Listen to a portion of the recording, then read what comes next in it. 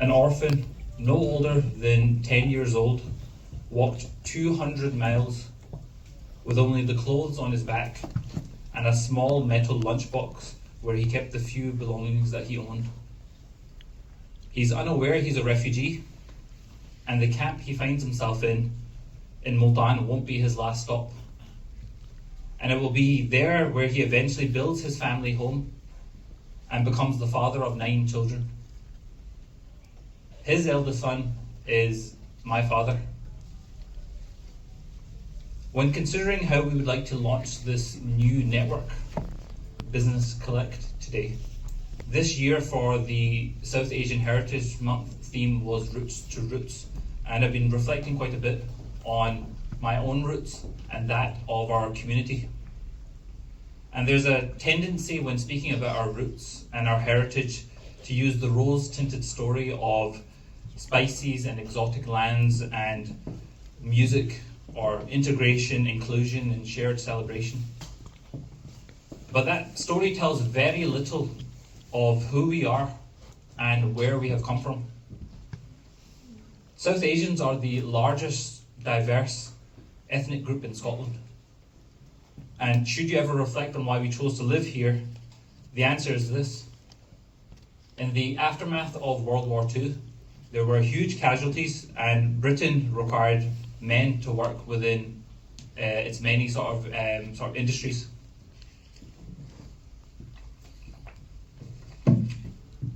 Britain needed to rebuild from war, and thousands from India and Pakistan heard their call and chose to come to Scotland. Many worked in factories, in jute mills, in manufacturing, and for many, those who after some time found themselves out of work, packed a suitcase and walked door to door to sell goods. The technical term is a peddler, but these first entrepreneurs were commonly known as Black Johnnies. This is an obvious racial description of the men, and the name wasn't always used kindly, but it reflects how South Asian migrants were perceived in the 1950s to the 1970s. Products such as clothes, fabric, and household items were sold door to door in one of the few ways that these men could make a living without formal qualifications or fluent English. And this business model is what led to them establishing themselves economically and become familiar figures in Scottish towns and cities across the country, often walking long routes daily.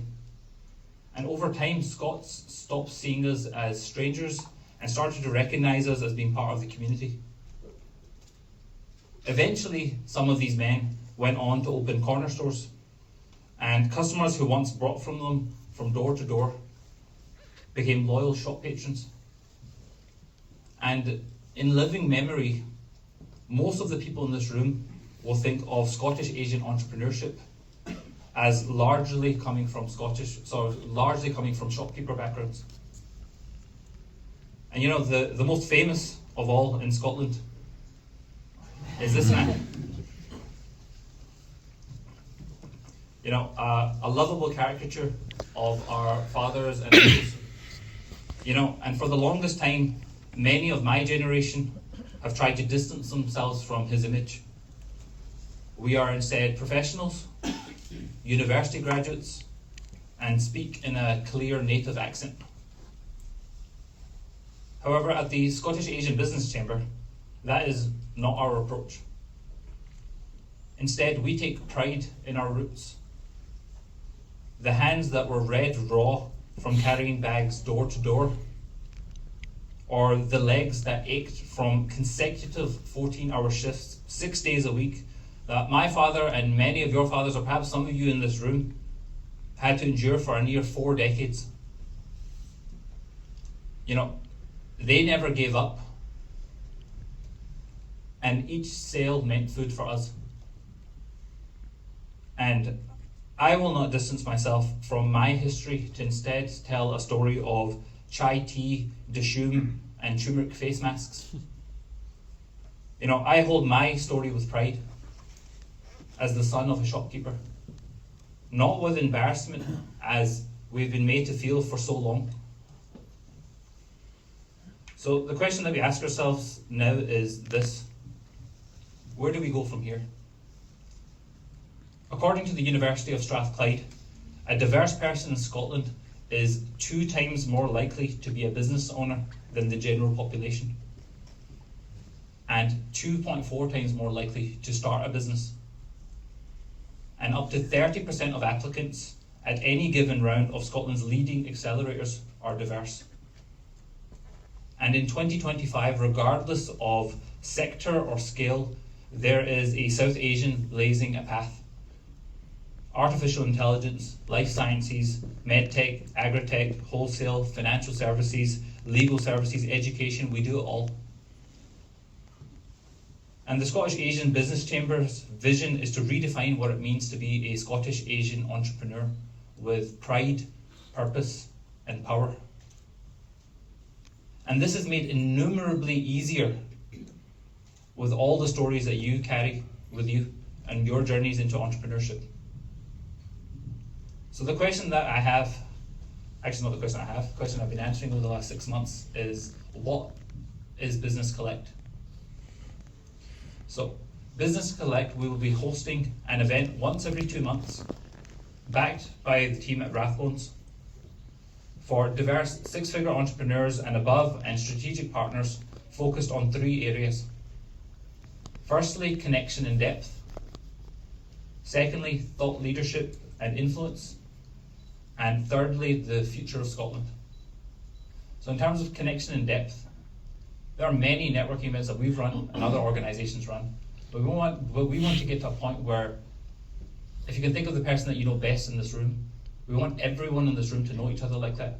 Because at that point there, we have the resource of everyone in the room at our fingertips, because we've created and curated a community where any sort of help or resource or connections or contacts can be made from the Business Collect community. Secondly, thought leadership and influence. Tonight we're being hosted very kindly by Chris and the wider team, who've been fantastic, at the Student Loans Company. And you might be wondering, for a business related event, why are we at the Student Loans Company? But the fact is, they are a monumental organisation of which we are honoured to hear from the Chief Executive himself on what they've been able to deliver. We can see the sign, SLC, when we go past. Why don't we know what an organisation of this size does, or Scottish Enterprise, or Skills Development Scotland, or any of these organisations? And with that power of knowing what's happening in our country, we can carry ourselves in a different way.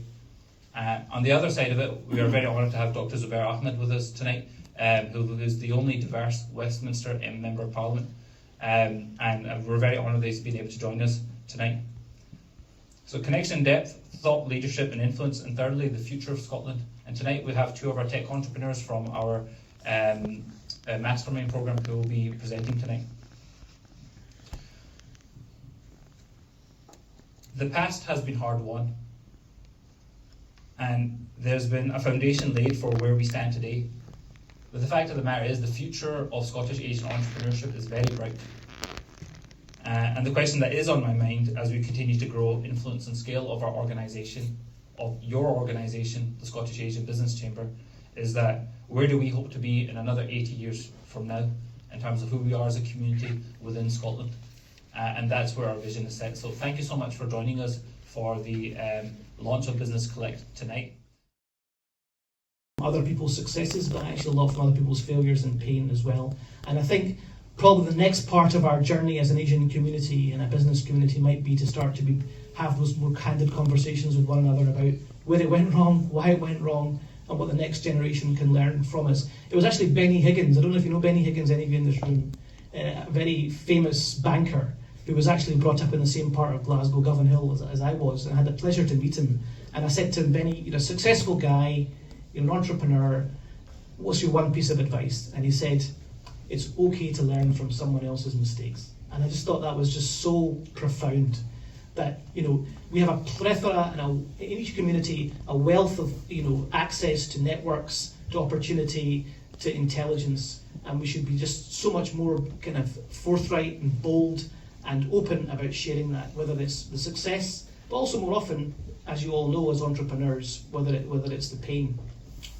And to the point of pain, I suppose my other kind of task tonight was to talk about the challenges in Scotland's economy. And I would like to talk about productivity, because if we're honest, we have a productivity challenge in Scotland. There are 13 kind of metrics of productivity in Scotland. 10 of them, we don't do very well. We've got a higher sickness and absence rate than the rest of the UK, and worryingly, we've got a higher economic activity rate of our young people. And these are all issues for us to grapple with as government, but also, of course, you to grapple with as businesses.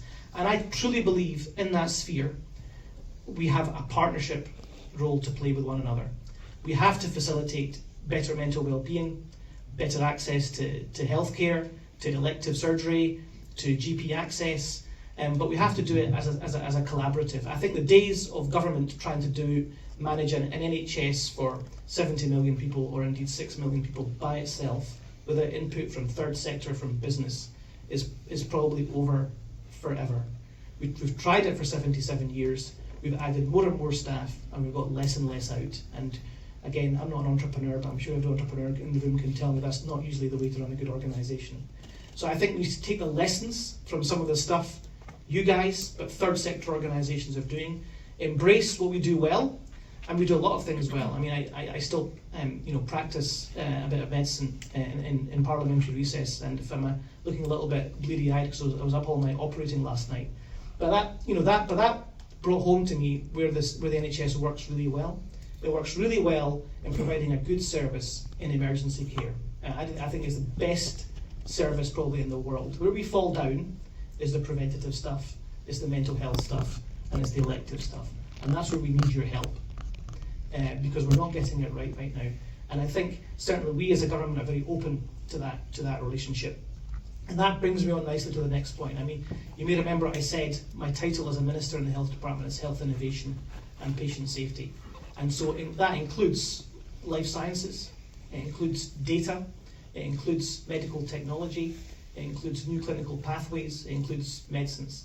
These are all the areas that I think we as a country, as United Kingdom, have a singular offering to the world, because nowhere else has a universal healthcare system like we do. And in the age of AI and technology, leveraging that universality to the benefit of our patients and our economy would be an opportunity we just cannot afford to miss. And that's why the Prime Minister also charged me with the task of turning the National Health Service into the National Growth Service. And Junaid spoke about life sciences and medtech. Life sciences is the second largest, most mature industry in the United Kingdom. We have to grow it, we must grow it, and we must use it as a vehicle for not only economic growth, but of course getting access to the best technology and the best medicines for patients right here in the UK and in Glasgow. And that is my job, but like I say, I can't do that job without people in this room coming along on that journey with me. And I'll just end by saying the role of an MP is quite weird actually, because one minute I can be in the Department of Health talking to the Chief Executive of Oracle or NHS providers, and the next minute, like I'm going to do actually in about 2 minutes time, I'm going to go and meet Govan Community Council to talk about supermarket trolleys around the back of Govan, where they've been sliding out of Govan Asda and going about the streets of Govan, Harmony Row and Linthouse. And that keeps you grounded, to be honest. And if anyone's been a community councillor, they'll know you don't keep them waiting. So I will take my leave just now, except to say that I really, really want you to treat me not only as Glasgow South West's Member of Parliament, but as your Member of Parliament, as your connection to government. I'll leave my cards with Junaid and Umar, and I'm very, very open to having in-depth conversations, particularly those of you interested in life sciences and medtech, because that partnership is so important to me as we grow into the next generation of entrepreneurs. And entrepreneurship, I have many skill sets. Entrepreneurship is not one of them. And I marvel at people that do entrepreneurship, because it takes a special kind of risk appetite and I think intelligence. And we should really, really, really be coveting that, inspiring that, and I think instilling it, particularly in the next generation of Asian communities. I know certainly one of the reasons, if I'm honest with myself, I chose medicine because it was a sure bet to get a salaried job and I'd be secure. You know, my dad was a taxi driver, that's what he wanted for his son. A secure job, a lifelong security of employment. But I think now as we grow and mature as a community all across Scotland and the United Kingdom, we have the opportunity also to diversify in what kind of jobs and roles we adopt. And as Junaid said, we're actually very intrinsically, connected to entrepreneurship, and we should be growing that for the next generation. And I, as your MP, as this MP, I'm very happy and delighted to come on that journey with you. Thank you so much.